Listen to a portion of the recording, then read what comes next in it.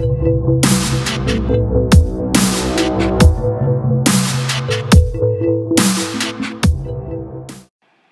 guys, so today I've had to work on this college assignment, which is a piece of music to a stimulus. So I chose to do some weird ambient stuff, and I came up with this idea for this really ambient vocals, and this is what I came up with, and this is what I'm going to try and show you how to make today.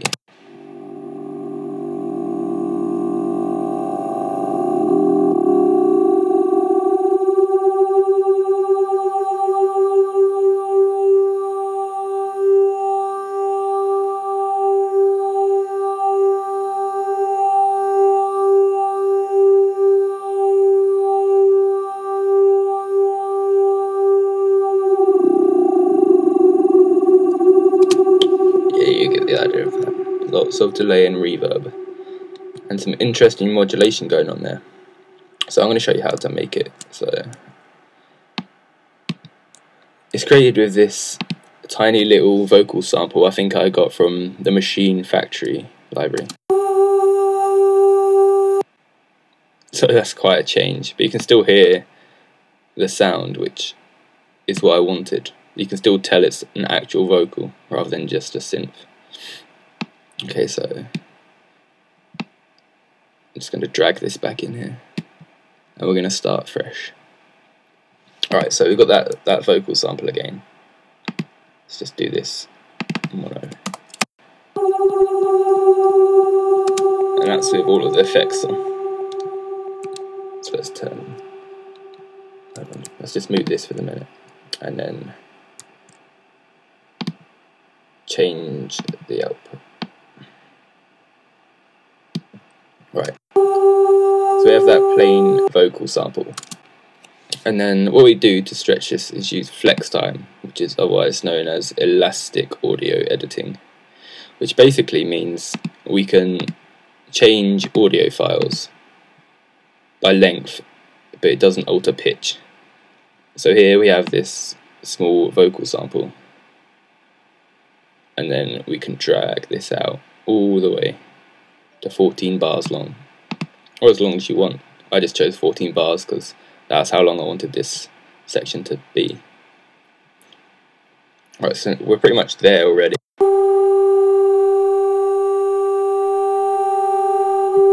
Yeah, you get the idea. And half of this sound is the actual pitch modulation in the singer's voice here.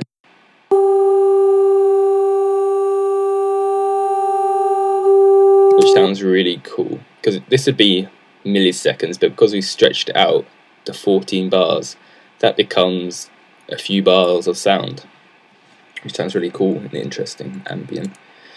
I've also got a pitch corrector, just because when you stretch stuff like this, you get some interesting artifacts, they're called, which sounds strange and normally out of tune. So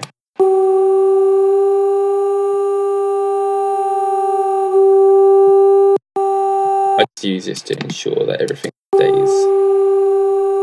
So this is the correction amount, so this just keeps it tight with the song and the key. Anyway, that's pretty simple stuff, and EQ just to clean it up. This is where the real interesting modulation comes in. So with this, what we have is this modulation, which is a bit lame at the moment because I haven't moved it.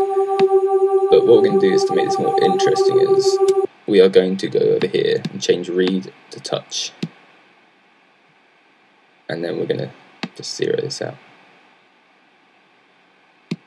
So now it's pretty much normal, but you saw there when I clicked here and moved the frequency around, it changes the automation in real time, which is good because we can just mess around with what sounds good. So what I did and what you can do to get a similar effect is just to play it through and mess with this frequency wheel, and you'll end up with something cool like I did. So I'm going to do it here now and see what we get.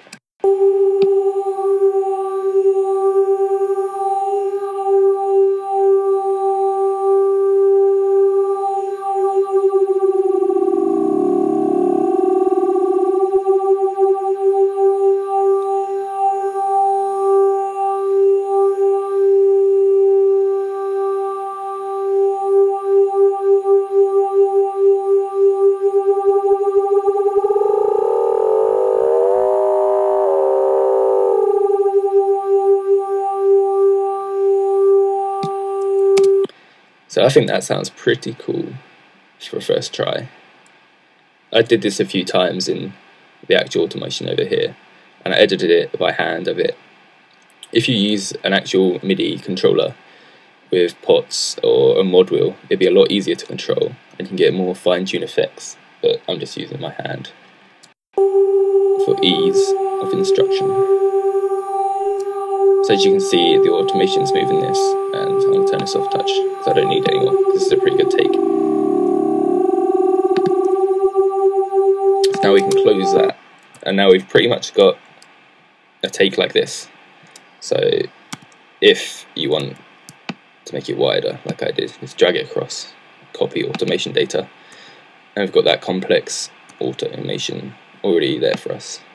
So I can delete these and put our new take back in the song and move that automation so we carry over our work we just did. And now if we play this in the song, if I put that panning back, what we have is some cool ambient vocals.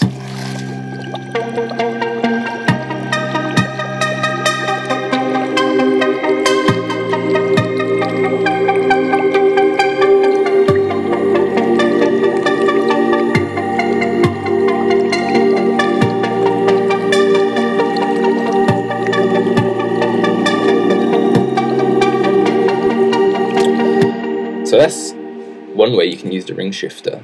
It has different settings, as you can see here. So there's the single frequency shift, there's the dual, and then there's the ring mod, which does oscillators, which is pretty cool as well for some crazy panning.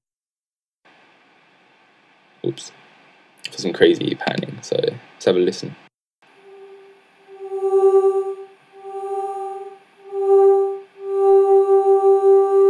So as you can hear, the oscillator basically pans right to left, depending on which way you turn, depending on how far you turn it.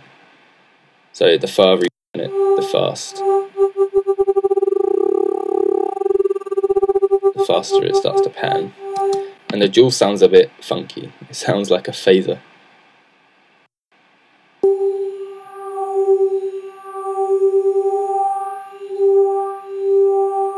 which can also be quite cool, but you can get kind of the robot duck effect around 10k area. So I like to stick to the single. I think it sounds the best. So that's pretty much all there is to making this ambient vocal. Obviously some delay and some reverb, which is pretty standard. That's about it. Thanks for watching. I hope this helps. And if you want, leave a comment and I'll put this vocal up for download somewhere, so you can try and recreate this. Rage.